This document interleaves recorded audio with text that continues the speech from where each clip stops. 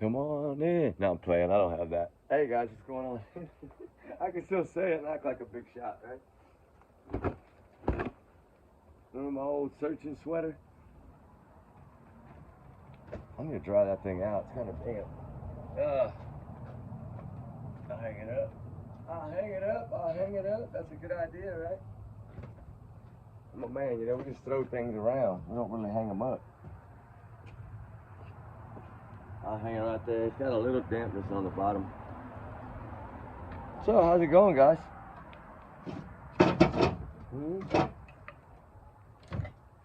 Stacking firewood. Sorry to be right up on the camera, but look, we got for tonight. We got some good logs.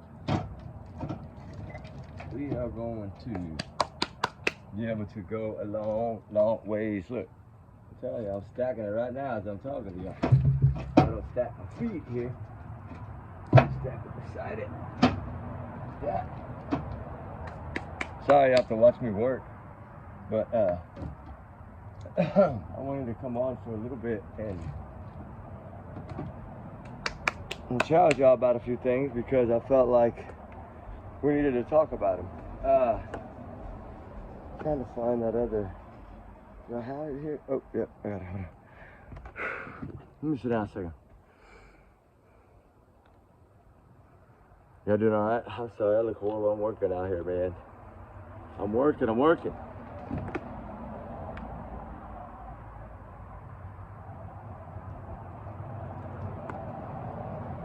All right, I was talking to that lady that sent me that text. I was playing with her. I'm gonna mess with her for no telling how long. I thought it was cute. I thought it was funny. I want to listen to this one more time because is this the one? What you're about to see is from early Monday morning, February 26th, around 3:10 a.m. Now, there are no street lights in the Stafford Court neighborhood, so Hold like a minute. at night, pitch black. What you will see here are these 2 points of light believed to be people with flashlights in the area around Sebastian Rogers' Hendersonville home. It is believed Sebastian left his home barefoot and with a flashlight sometime overnight. Since his disappearance, authorities have reviewed security video from homes in the neighborhood looking for clues. We've had several clips that have come in, and this one is getting the most attention, showing signs of activity around Sebastian's home the night he disappeared. You see 2 light sources, which we've circled to help you follow. For point of reference, the security camera was pointed toward the back of Sebastian's home in a common area. In the video, you see subject 1 with a light source in the lower right-hand corner. Then you see subject 2 briefly appear and move toward the first before that light source is covered or obscured by bushes. Subject 1, a few seconds later, then moves out of frame. Then, subject 2 reappears and follows subject 1 off screen. It's a short time later, and it's very vague, but then you see one of the subjects moving quickly back through the common area, and that is it. And that, my friends, is it. Hold on. There's one more. This one I think is a little longer, but I hope y'all okay with listening to it. How to find it. Hold on. Right here, I think. From everything I've seen, yes. Oh, no, not Jack and Lily. Hold on. And it's going to be a phonograph record pretty soon, right? Proudfoot is acting. It just adds up to something that doesn't make a lot of logical sense. Sure. Jennifer, this has me wondering. This is it. Jennifer Coffee Doctor and the lady from the news there, Henderson, News Nation, I think, or one of them. I don't know. I probably got it wrong. I'm sorry. But I'm going to sit it right here, I guess. Proudfoot is acting. It just adds up to something that doesn't make a lot of logical sense. Sure. Jennifer, this has me wondering, did he even go back to the house? Do we have any confirmation that he ever made it back to the house? Because he's said to have, he's reported missing from the house, supposedly in the middle of the night, wanders off. And now I'm just wondering about that. I'm curious what your thoughts are on this, please. Go off. Well, I think unfortunately, we're so reliant on what Katie Proudfoot has to say. She's the last person to see him. She's the only one with him. She's the one that makes the report. We're so reliant on that. And I've also found it very interesting, that she works for a video recording company and meaning, home security type company. And yet we have no home security footage, at least that we know of Sebastian Rogers coming, going. There's, very little, let me say. And I've always found that very much to be an oxymoron, Julie. Sure. And we know that Sebastian had special needs. We know that he was living with autism and needed some extra care in the home. A great point you just made, Jennifer. Perhaps it would be helpful even to have more eyes on him throughout more times of the day if he's not in your direct line of sight. So do you know if they even had any video cameras established in the home at all? I think there were video cameras established outside the home. As far as inside the home, I have not read or heard any legitimate, data regarding that. But again, she's saying that they've been able to establish that there's cameras outside the home? That's been out for a long time, guys. It's the beginning. And there's little things that I'm learning now that we always thought there was cameras, right? We always thought they had cameras, but we couldn't really prove it. But I think now something is led them to that. Is it? No, that's Nick Bears.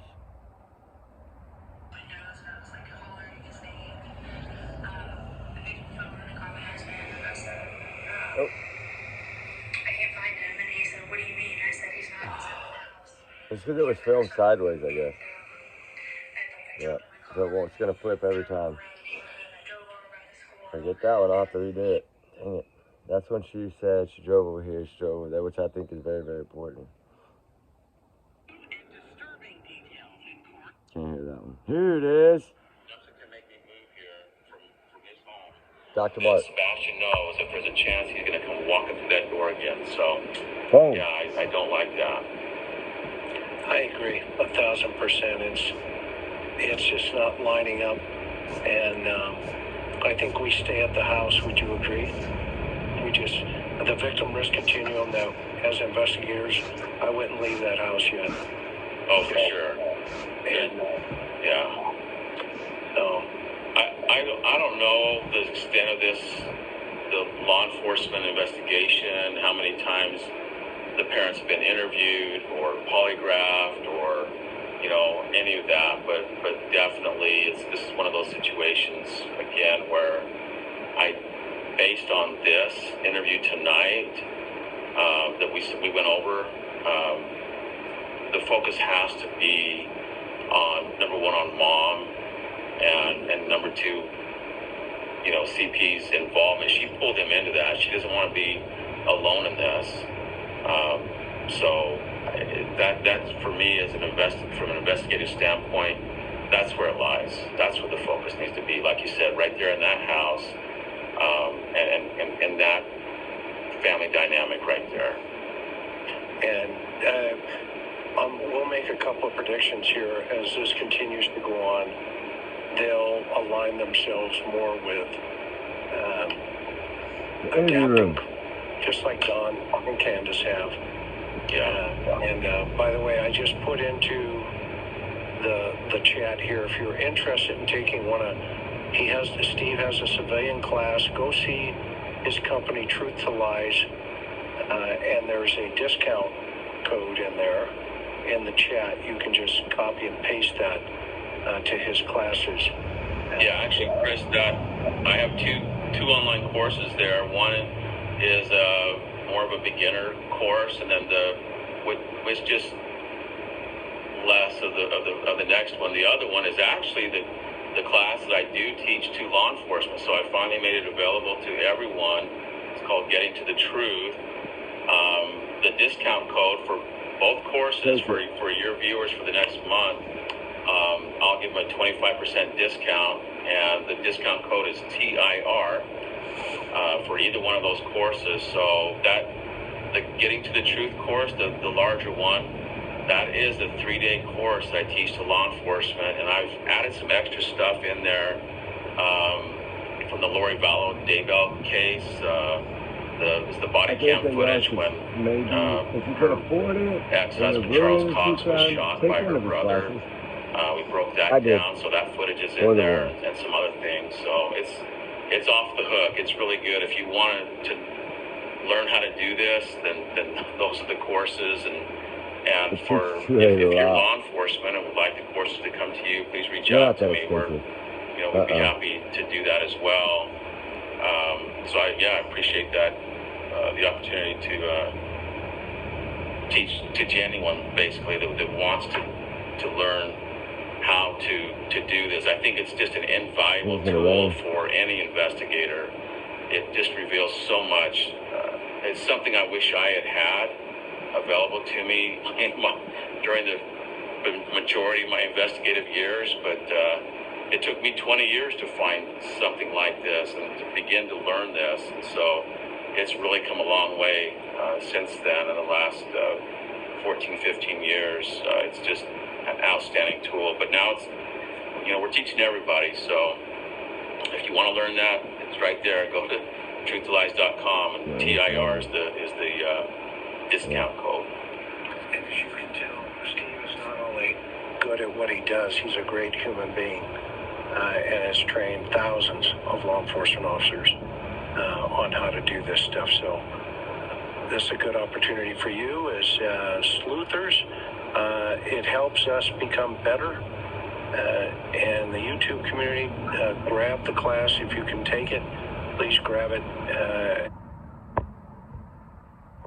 That's enough about the class.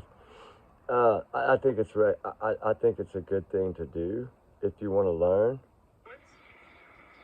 From everything I've seen, yes. Oh, that's definitely. This one? With FLIR or with night vision. Oh yeah, here we go. That's the one I was looking for.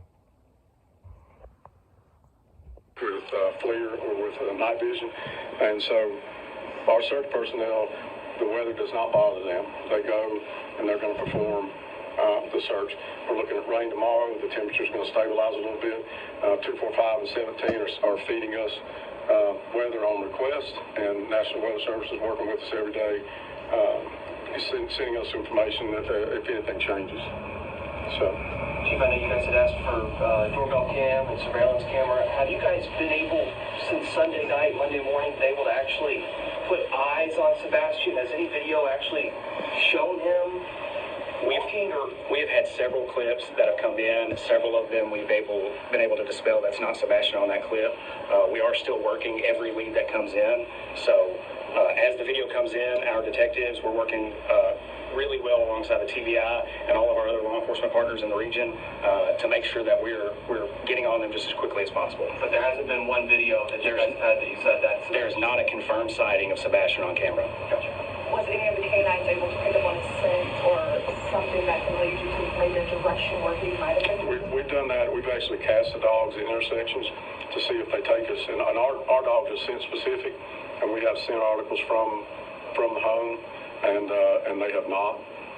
We have gotten some tracks away from the home, and we haven't had anything that leads us to Sebastian, obviously. Y'all hear that? He changed what he's about to say. Y'all hear that? He said we have not, and then he changed his what he was fixing to say. You know why? If we're really trying to break everyone down and we look at them, they picked up no scent in around the yard, around the front of this home. Zero. But they picked up stuff in the back. To go along that. Amen. That's one of these things that I wanted to play. See, I was here. You mentioned that you've covered about 2,000 miles, correct? What's the word on the amount of volunteers and people helping? We're we'll address that later. We still got plenty of, and what you got to understand is span of control and manageability. And I know there's a lot of talk out there. You know, you need to get more people out there, but we've got to do it coordinated, and we've got to be able to monitor and ensure the safety of our searchers. So right now we've got so many public safety assets that we can track and we can communicate with that we are in good shape right now. And we are discussing the possibility of going into volunteers. We have begun the conversation of coordinating with local volunteer groups should we need them. There's a plan in place. What I don't want is to have 1,000 people out in the woods, someone get injured, and now we have to deploy resources to them that should be deployed to get Sebastian home safely. As of right now, I've talked to the FBI. The thing is that they wanted help, but they didn't want to. I think once they're trying to let us know that everything that they're doing is away from the home, okay? Pretty much. Away from the home. They haven't brought up the landfill yet at this point, but they were searching away from the home, okay? They didn't get any scent around the home. They didn't like the yard, the driveway, the garage. From what I was told, they got no scent there. Garage, driveway, front porch, doorknobs, no scent, okay? That is confusing. Because one, it tells me that when the last time was he went in that front door? Remember when I told y'all that one of the, that I heard from someone that had seen the video that it was like 6 or 7 days before that when he had went in the front door. And that evening, I guess, I don't know, maybe it was a Monday. Maybe he took out trash that night, a Sunday night. And when he went out the front door, they saw that those lights on those little codes, 1, 2, 3, 4, they lit up. Because evidently that night, according to a source that I trust 1,000%, that has the video really, that light on that keypad, that night never came on. Sunday night into Monday morning, it never came on. And that's the thing about the front door. They pushed the front door, but I don't think Sebastian used it. I think he came in that door by the garage mostly, the loud door. And a lot of times, I mean, if he's a Katie coming home, they're parking in the garage, she says, right? Well, he gets out and goes in right there. But I mean, is this kid not getting out and going inside the home on his own? Is Katie actually open? Does she really keep everything locked like that? Where she lets him in the home, like wherever they come home, she goes in first and he just walks in and never touches the doorknob? Because I think that's very important. If there's no scent on doorknobs, there's no scent on door handles, there's no scent on the keypad on the front door, right? Go watch some of the helicopter footage. You see those dogs up there. It don't last because they're circling, but on that one, you see the tail of that dog up by the, like, you know that they didn't pick up no scent. If they didn't pick up no scent, and the only scent they picked up was along that fence that went to that way and went that way and went out towards that trail, then Sebastian was never there. Right? I think that this is just something I wanted to drop because I haven't really dropped it. But y'all want to finish it? Or I don't think there's much left on it. I think it's like maybe 5 minutes or 4 minutes. It's just important, some of the little things that he leaks out. Just listen. Yeah, I've talked to world-renowned detectives from the Middle Tennessee area, and every one of them has said we're doing everything that we should be doing. We're doing everything that we can. I'm open to ideas. If someone's got an idea that we're not applying yet, let me know. I'll apply it. Do you know how many hours, how many miles you guys have clocked in and searched so far? 2,000 by foot the first 2 days. We're not tracking hours now. We'll put all that together. We'll do an after-action report. But now we're going through the day, preparing this afternoon for tomorrow. We've got a team that's doing that. We've even got the tax assessor's office working with us on additional mapping for streams and creeks that we're going to make sure we're covering. And I'll tell y'all, we're hitting streams and creeks heavy. So that's something we need done is creeks, streams, tributaries checked, because the watershed from the Tyree Springs area coming down in here, one thing I've learned about autism is the stamina, the pain threshold, the drive in these men and women, young boys and young girls is greater than ours, okay? So the particular... The pain tolerance of autistic, right? Remember I talked about this kid's always smiling and what's going on in that home? The pain tolerance. He could take an awful lot of pain. Just saying. Case in northern Mississippi and West Tennessee, this young man walked until he passed out. And when they got to him, he was laying face down, and they were like, "Oh my!" But he was unconscious, and they've done stories on him, and so that's something we're looking at, and we urge people to get out and check those locations. A lot of farms in Sumner County, a lot of creeks in Sumner County. Check them. I hate to cut you guys off. They've done stories on really him. Focus on getting Sebastian out. They've done stories on him, right? You know, the thing is, at this point right there, when they're doing that right there, yes, they're out searching, but their minds are on the landfill. Because right now, that warrant is being done while they're speaking. Just saying. A lot of that stuff they're telling us.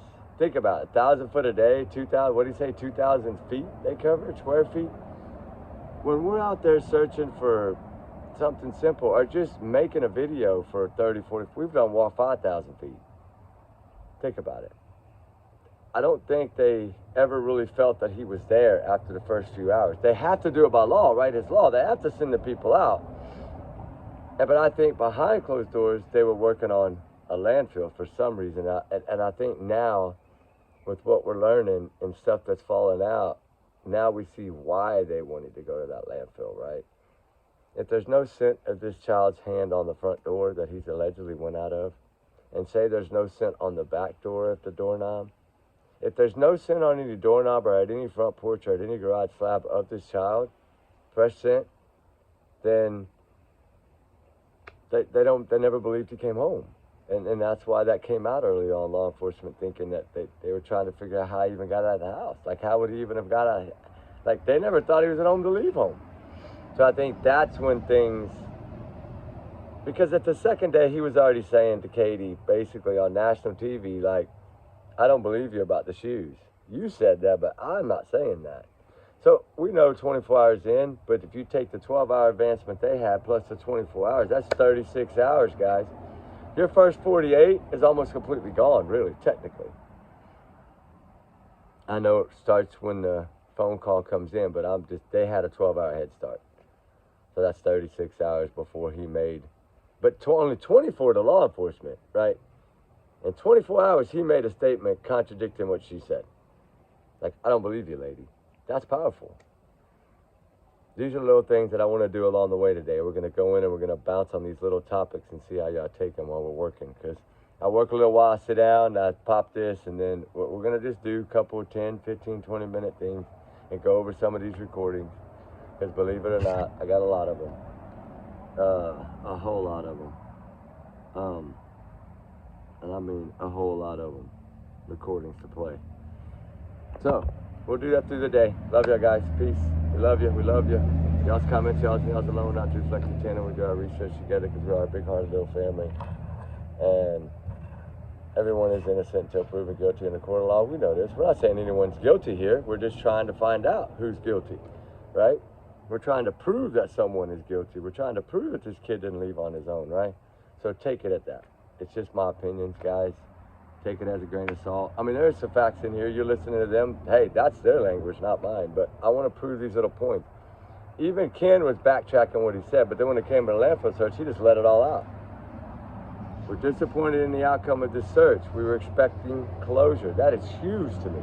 And it was across state lines. That's another big one. Remember, we caught that and brought it up, and then everybody was like, yeah, it is really, really hard to go across state lines.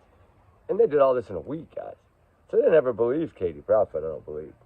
I bet if you ask him right now in a straight out, point blank, yes or no question off camera, you believe them? He's going to say no. I mean, common sense, come on. But he has to give them the benefit of the doubt, right? You're innocent until proven guilty in the court of law, and we must treat you innocent. We give an oath when under law, or sheriff, or cop, or whatever, right? But we don't have to follow that. We can go out there and dig all we want, right? That's the good thing about it. And that's why they need to start using us more. It's coming. Trigger warnings, guys. Talk soon. Prayers for all the missing. Justice for Sebastian Rogers is coming soon to a camera near you. All right, guys. Bye.